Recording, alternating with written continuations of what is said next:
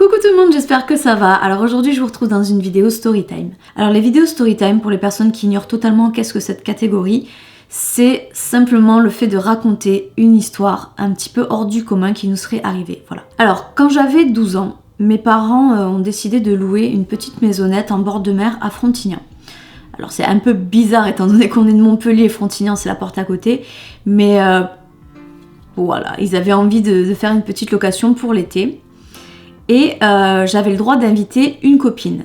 Donc la copine que j'ai invitée, c'était, vous savez, la fille dont je vous ai beaucoup parlé en vidéo, mon ancienne meilleure amie avec qui aujourd'hui tous les liens sont rompus. Mais elle n'est pas venue dans la petite maisonnette au même moment que nous, c'est-à-dire que nous on a commencé à y aller pendant...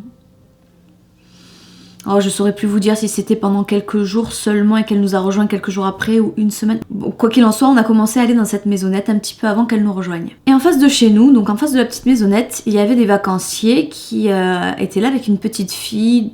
Je lui aurais donné 6 ans à tout casser, hein, vraiment, elle était toute petite. Et elle traînait beaucoup devant la maison ou dans le pseudo bout de jardin qu'il y avait devant les maisons. En fait, toutes les maisonnettes se ressemblaient. Et cette petite fille traînait beaucoup devant notre maisonnette, étant donné qu'il y avait un bébé de 2 ans, il y avait moi. Voilà, pour elle, elle avait vu des enfants, donc elle s'était dit que ce serait l'occasion de jouer.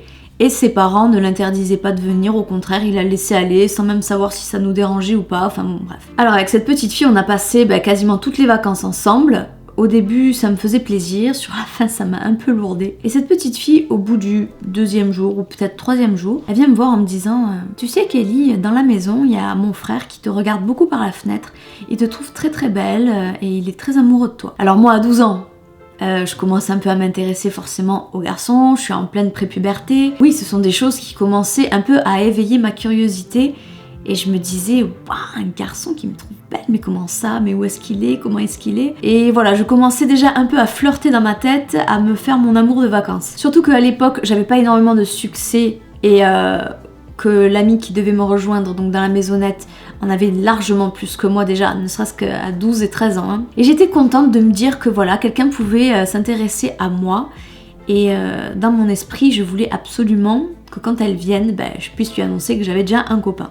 J'étais allée vraiment très loin. Du coup, je posais énormément de questions. Je demandais comment est-ce qu'il était son frère, qu'est-ce qu'il aimait chez moi, pourquoi est-ce qu'il me regardait par la fenêtre, pourquoi est-ce qu'il ne descendait pas pour venir m'aborder ou quoi que ce soit. Et bon, elle avait toujours réponse à tout. Elle en parlait vraiment avec aisance. Elle me disait qu'il était très timide, qu'il préférait rester à la maison, qu'il n'aimait pas trop sortir. Ma meilleure amie est venue me rejoindre dans cette maisonnette et la première des choses que je lui ai dit, c'était quoi à votre avis? C'était « Oh, tu devineras jamais quoi, il y a le voisin d'en face qui est attiré par moi visiblement, mais il est hyper timide. » Et je commençais déjà un peu à élaborer un plan avec elle pour essayer de le déloger de sa maison, qu'on puisse enfin le voir, qu'on puisse voir si vraiment il était à mon goût aussi, s'il pouvait pas y avoir concrétisation de la chose. Voilà quoi. Après, parallèlement, elle était vachement compétition, vous voyez, et elle voulait quelque part que ce garçon la voie et elle aussi, et qu'il la trouve aussi belle. Après donc, un beau soir, on a décidé de sortir avec la petite fille pour faire un tour autour de notre résidence. Et il y avait sa maman donc qui nous accompagnait. Et on marchait, on papotait. Moi j'essayais vraiment d'être la plus agréable possible parce que j'espérais voilà, qu'elle me parle de son fils aussi ou qu'elle me propose de venir chez elle par exemple pour que je puisse le voir. Enfin voilà, j'étais vraiment dans cette optique de le voir, le rencontrer. Et j'en avais même parlé à mes parents, enfin du moins à ma mère il me semble. Donc elle aussi quelque part elle était dans ce truc de tiens je serais curieuse de savoir à quoi il ressemble. Et cette fameuse maman donc commence à aborder un petit peu le sujet de son fils.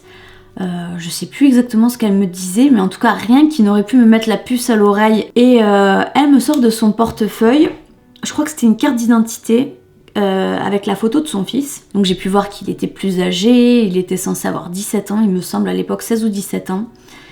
Et voilà, donc j'ai pu voir à quoi il ressemblait. Donc en voyant la carte d'identité, je le trouvais déjà pas tout à fait à mon goût, mais je me disais, c'est pas grave, physiquement, c'est pas le plus important. Et après qu'elle nous ait montré donc la pièce d'identité de son fils, j'ai osé et j'ai demandé, j'ai dit, mais pourquoi est-ce qu'il est pas venu avec nous, votre fils? Et là, elle a ses yeux qui se sont remplis de larmes au moment où j'ai posé cette question. Et elle m'a dit que son fils était décédé il y a 2 ou 3 ans de la leucémie. J'ai eu le souffle coupé. Vous savez, quand elle m'a dit ça, et la petite était à côté, quand elle m'a dit ça, j'ai eu l'impression, vous savez, d'être dans les films d'horreur, où d'un seul coup, vous apprenez la vérité et vous vous sentez comme dans un genre de guet-apens.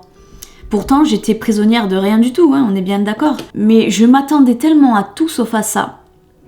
Donc forcément, ma tête a commencé à travailler.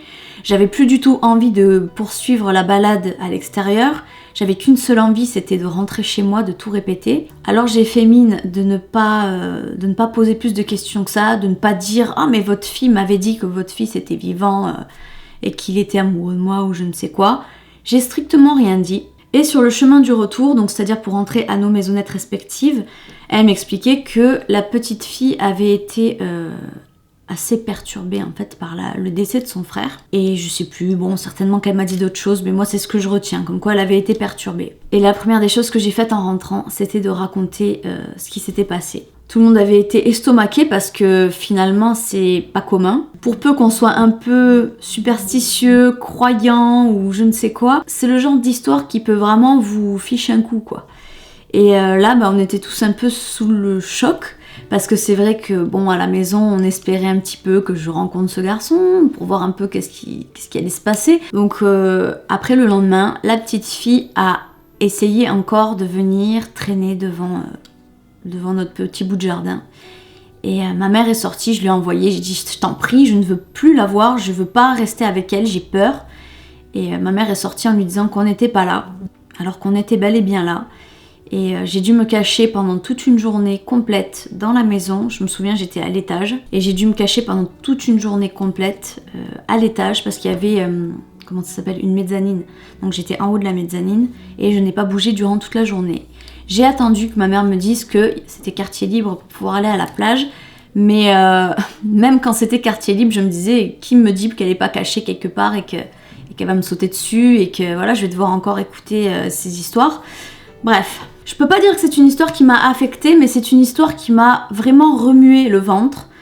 J'y pense encore de temps en temps, pour vous dire. Je me demande inlassablement si vraiment elle voyait son frère, ou si c'était simplement un trouble psychologique. Je serais plus tentée de dire que c'est un trouble psychologique, ou sans que ce soit un trouble psychologique, que voilà, qu'elle a développé une forme de mythomanie, pour un peu se protéger de la réalité qui lui a fait quelque chose automatiquement, vu qu'elle était en plus très jeune. Mais d'un autre côté, vous savez, quand il y a beaucoup de détails, surtout dans la bouche d'un enfant de 6 ans tout cassé, peut-être 7, et encore... Non, franchement, elle avait pas 7 ans, elle avait 6 ans. Vous vous dites, quand elle peut apporter toute cette quantité de détails, comment ça peut être faux ? Comment ça peut être faux ? Vous savez, un garçon de 16-17 ans, quand il a le béguin pour une fille, il va remarquer certains détails chez elle, il va être attiré par certains détails qu'à 6 ans, on ne voit pas. Par exemple, à 6 ans, on ne s'intéresse pas forcément à la personnalité de la personne. Et là, la façon dont elle me parlait, quand elle disait qu'elle avait répété que j'avais joué avec elle, qu'on avait fait ceci ou cela... Tout ce qu'elle pouvait me répéter en fonction de ce garçon, j'avais vraiment l'impression effectivement que c'était un garçon de 16 ou 17 ans qui aurait pu le dire. Le doute restera entier pour le coup, ouais. Donc voilà, je vais m'arrêter ici pour la story time, il n'y a pas plus à en dire, hein. Après bon je suis rentrée chez moi, qu'est-ce que vous voulez, j'ai fait ma vie quoi. Hein. Donc voilà, si vous aussi vous arrivez des choses un petit peu paranormales dans cette idée-là, écoutez, racontez-nous ça en commentaire, c'est fait pour. Je vous invite aussi à venir me rejoindre sur mes 3 réseaux sociaux, Instagram, Facebook et Snapchat. En attendant, je vous fais de très grosses bises, merci de m'avoir regardé et à bientôt pour une prochaine vidéo. Bye bye.